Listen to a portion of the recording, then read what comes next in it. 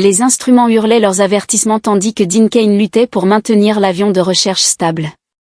Des voyants rouges clignotaient sur le panneau de commande, transformant le cockpit exigu en une discothèque annonçant une catastrophe imminente. Mayday, Mayday, ici Delta 47 Niné, nous subissons une panne totale des systèmes. Les jointures de Dean blanchirent alors qu'il serrait les commandes, luttant contre les turbulences soudaines. Position, environ 140 degrés ouest, 15 degrés sud. Est-ce que quelqu'un me reçoit? Seul le grésillement de la statique lui répondit. Le système de navigation vacilla, puis s'éteignit, suivi par la radio. 111, tous les appareils électroniques du cockpit cessèrent de fonctionner. Même sa montre s'arrêta. À travers le pare-brise, le Pacifique s'étendait à perte de vue, ses eaux bleues profondes n'offrant aucun réconfort. Allez, allez, marmonna-t-il en tentant de redémarrer les systèmes. Rien ne répondit. Le moteur toussa, crachota, puis se tut. Le silence soudain était assourdissant. Les années d'entraînement archéologique de Dean ne l'avaient pas préparé à cela. 10 années passées à étudier les civilisations océaniques anciennes, 3 doctorats et d'innombrables expéditions sous-marines. Rien de tout cela n'avait d'importance alors que son avion se transformait en planeur hors de prix. Une masse sombre émergea des nuages devant lui, une île, absente de toutes ses cartes. Une jungle dense couvrait sa surface, mais quelque chose dans le motif de la végétation semblait anormal, trop parfait, trop symétrique. Pas le temps d'analyser cela maintenant. L'avion tombait rapidement, et cette île était sa seule chance. Eh bien, Doc, se dit-il à lui-même, il est temps d'effectuer un atterrissage imprévu. Les arbres se précipitèrent vers lui. Dean tira sur les commandes, tentant de niveler l'appareil pour un amérissage près de la plage. L'avion trembla violemment, une branche fracassa la fenêtre gauche, le couvrant de verre brisé. Le monde tourna, le métal hurla contre le bois, puis tout devint noir. Le goût du sang le ramena à lui. Dean cligna des yeux, sa tête pulsant de douleur. La lumière du soleil filtrait à travers le pare-brise fracassé, dansant avec la fumée du moteur détruit. Il fit un inventaire mental, bras fonctionnels, jambes réactives. Rien ne semblait cassé. Juste des coupures et des contusions. Sacré vénard, murmura-t-il en défaisant son harnais. L'avion s'était écrasé dans une petite clairière, son nez enfoui dans le sable. À travers les débris du cockpit, Dean aperçut la plage, à environ 1 kilomètre. L'océan scintillait innocemment, comme s'il n'avait pas failli le tuer. Il attrapa son sac d'urgence, de l'eau, une trousse de premiers secours, des fusées de détresse, un téléphone satellite. Le téléphone était mort, comme tout le reste, mais il le prit quand même. La machette attachée à sa jambe avait survécu au crash, heureusement. Il en aurait besoin dans cette jungle. En coupant son chemin à travers la végétation, quelque chose dérangeait l'esprit scientifique de Dean. La flore était étrange. Les fougères poussaient en spirale parfaite. Les lianes s'entortillaient en motifs mathématiques. La nature ne fonctionne pas ainsi. Mais qu'est-ce que c'est que cette île, se demanda-t-il à voix haute. Un craquement de branches résonna derrière lui. Dean se retourna brusquement, la machette levée, mais il ne vit que des feuilles agitées par le vent. Pourtant, le sentiment d'être observé s'intensifia. Sa peau se hérissa. Il avait besoin de hauteur. Peut-être pourrait-il repérer un navire ou un avion. Le sommet central de l'île se dressait devant lui, promettant une meilleure vue. Alors qu'il commençait l'ascension, il ne remarqua pas le léger scintillement bleu qui ondulait dans l'air derrière lui. Le soleil se couchait quand Dean monta un campement dans une petite clairière. Ses bras lui faisaient mal d'avoir taillé à travers la jungle dense, et sa chemise lui collait à la peau dans la chaleur tropicale. Il avait trouvé un ruisseau d'eau douce, une autre étrangeté, car il coulait en ligne parfaitement droite et avait rempli sa gourde. Au moins, je ne mourrai pas de soif, dit-il à la solitude, construisant un abri rudimentaire avec des branches tombées et des feuilles de palmier. Il me reste juste à m'inquiéter de tout le reste qui pourrait essayer de me tuer. La nuit tomba rapidement, apportant avec elle un cœur d'insectes inconnus. Dean garda son feu petit, ne voulant pas attirer l'attention de ce qui pourrait rôder dans l'obscurité. Alors qu'il grignotait une barre énergétique de son sac, une étrange lueur bleue attira son regard. Elle émanait du centre de l'île, pulsant doucement comme un battement de cœur. Trop régulier pour être de la bioluminescence. Trop structuré pour être naturel. Définitivement pas normal, murmura-t-il en sortant son carnet pour prendre des notes. Les vieilles habitudes ont la vie dure, même en étant naufragées. Électromagnétisme perturbé, végétation géométrique, et maintenant une lumière artificielle. Cette île ne devrait pas exister. Il se força à garder sa voix calme en commençant par ce que tu es et pourquoi tu es ici. Le rire mental d'Ira résonna dans sa tête. Direct, j'aime ça. Elle fit un geste autour d'elle en désignant la jungle. Cet endroit, il n'était pas destiné à l'habitation à long terme. Une station de recherche, rien de plus, jusqu'à l'accident. Quel accident?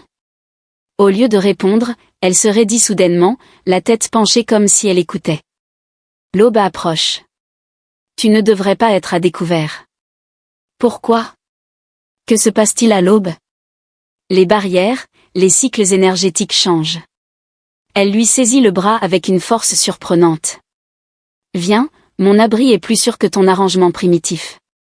Avant que Dean ne puisse protester, elle le tirait à travers la jungle. Malgré l'obscurité, elle se déplaçait avec une confiance parfaite, évitant les obstacles qu'ils ne pouvaient à peine voir. La lueur bleue devenait plus forte à mesure qu'ils avançaient, illuminant tout d'une lumière surnaturelle. Je ne vais nulle part d'autre tant que tu n'expliques pas ce qui se passe, dit-il en se dégageant de son bras. Ira se tourna vers lui, et pendant un instant, son extérieur impassible se fissura. Y avait-il de la peur dans ses yeux étrangers? Les autres m'ont laissé ici, dit sa voix mentale, maintenant plus douce. Ils pensaient que j'étais morte lors de la brèche dans la zone de confinement. La barrière s'est activée, cachant l'île, me cachant. Je suis restée seule pendant très longtemps. Dean Cain. Combien de temps, selon ton calendrier? 27 ans, 4 mois, 16 jours. Elle détourna le regard. J'ai compté chaque lever de soleil. Dean ressentit une poussée de sympathie, rapidement suivie de scepticisme. Si tu es coincé ici, pourquoi n'as-tu pas essayé de partir? La barrière n'est pas juste une protection, c'est une prison, répondit Ira, le ton de sa voix mentale devenant amer.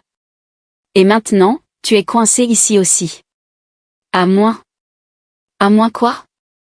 Un bourdonnement lointain commença à se faire entendre, comme des lignes électriques avant une tempête. Ira saisit de nouveau son bras, cette fois plus urgemment. Pas de temps. L'aube arrive. Si tu veux survivre, tu me feras confiance. L'abri se révéla être un système de grottes, mais contrairement à tout ce que Dean n'avait jamais vu. Les murs étaient lisses, presque polis, avec des motifs géométriques qui brillaient d'une lueur bleue faible. Lorsqu'ils entrèrent, des lumières s'activèrent automatiquement, révélant ce qui semblait être un mélange de formation naturelle et de technologie avancée. Enlève tes vêtements extérieurs, ordonna Ira de manière factuelle. Ils sont mouillés à cause de la jungle et inefficaces pour la régulation thermique. Dean étouffa un cri. Excuse-moi, quoi? Elle se tourna vers lui avec une expression d'exaspération amusée. Ta modestie est primitive mais attachante. Très bien, garde tes couvertures inadéquates, bien que ta forme physique semble intéressante à observer. Tu flirtes avec tous les humains qui s'écrasent sur ton île où je suis spécial? Les mots sortirent de sa bouche avant qu'il ne puisse les arrêter. Le rire mental d'Ira chatouilla son esprit. Tu es le premier humain que j'ai rencontré, et tu es différent de ce que nos études suggéraient. Elle s'approcha, ses yeux vers l'étudiant intensément. Plus complexe, plus attrayant. Exact, dit Dean, essayant de maintenir son attitude professionnelle malgré sa proximité. À propos de ses études. Ton rythme cardiaque augmente quand je suis prêt, observa-t-elle, traçant un doigt le long de son bras. La température de ta peau monte. Fascinant. Réponse biologique. C'est parce que je suis nerveux autour des femmes extraterrestres belles qui peuvent lire dans mes pensées, réussit-il à dire. Tu me trouves belle? Sa voix mentale portait une touche de plaisir. Bien que je ne sois pas humaine, je te trouve, dit-elle. Intéressant sur le plan scientifique, tenta-t-il de répliquer. Mensonge, dit-elle, mais ses yeux brillaient d'amusement. Tes pensées te trahissent, Dean Cain. Elles sont assez vives.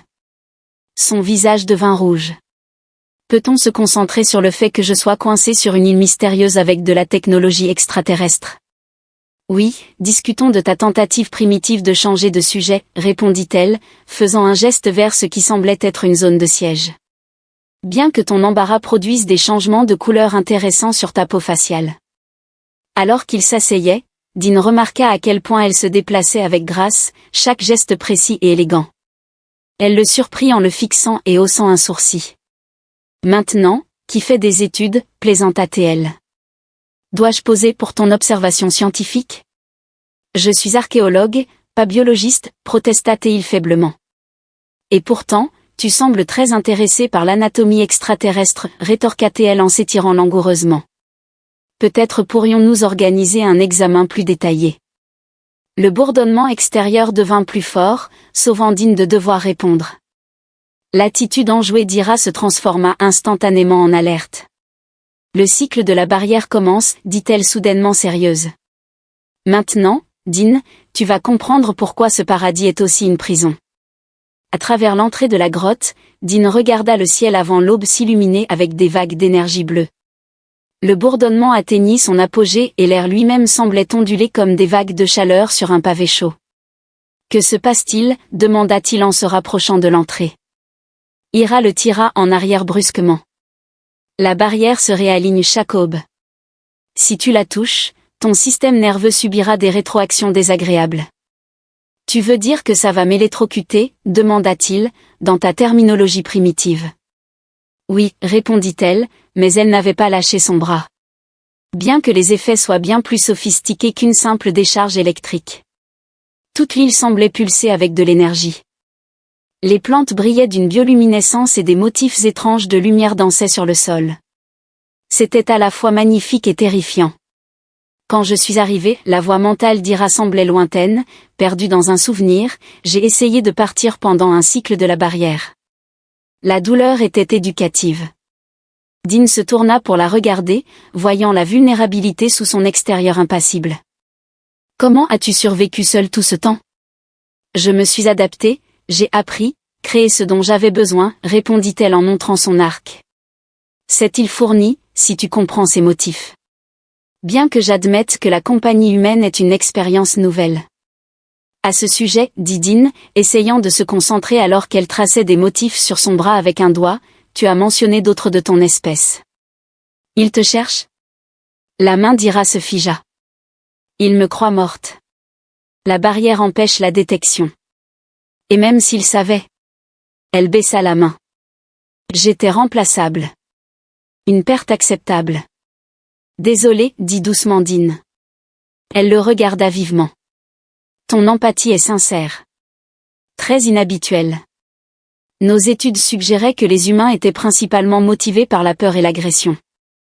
Peut-être que vous avez besoin de meilleurs chercheurs, dit-il avec un léger sourire. Ou peut-être. Elle s'approcha, sa voix mentale reprenant ce ton taquin. J'ai simplement trouvé un spécimen exceptionnel. Bien que tes schémas de pensée deviennent assez chaotiques quand je fais ça. Elle s'inclina vers lui, son visage à quelques centimètres du sien. Le cœur de Dean battait fort dans sa poitrine. Tu fais ça exprès, l'accusa-t-il. Évidemment, répondit-elle, ses yeux brillants de malice. Tes réponses sont tellement divertissantes. Elle s'arrêta soudainement, incertaine. Cela fait très longtemps que je n'ai eu personne à divertir. Le cycle de la barrière se termina par une impulsion finale d'énergie, laissant la jungle à l'extérieur baignée dans la lumière normale de l'aube. Mais Dean remarqua à peine, captivé par ses yeux verts impossibles. Tu devrais te reposer, dit Ira enfin en reculant. Les jours à venir seront difficiles. La stabilité de la barrière échoue, et ta présence a accéléré la dégradation. Que se passe-t-il quand elle échoue complètement, demanda-t-il, son esprit d'archéologue déjà en train d'analyser les possibilités. Elle lui jeta un regard sombre. Soit nous trouvons un moyen de la stabiliser, soit. Elle regarda la jungle. Cette île n'a jamais été censée exister dans ton monde. Quand la barrière échouera, elle emportera tout avec elle dans le néant. Combien de temps avons-nous? Demanda Dean, son esprit déjà en train de courir à toute vitesse. Quelques jours, peut-être une semaine, répondit-elle en se dirigeant vers ce qui semblait être un panneau de contrôle incrusté dans le mur de la grotte. J'ai maintenu les systèmes du mieux que j'ai pu, mais sans ressources appropriées. Elle toucha le panneau et des affichages holographiques s'illuminèrent, remplis de symboles que Dean ne pouvait pas comprendre.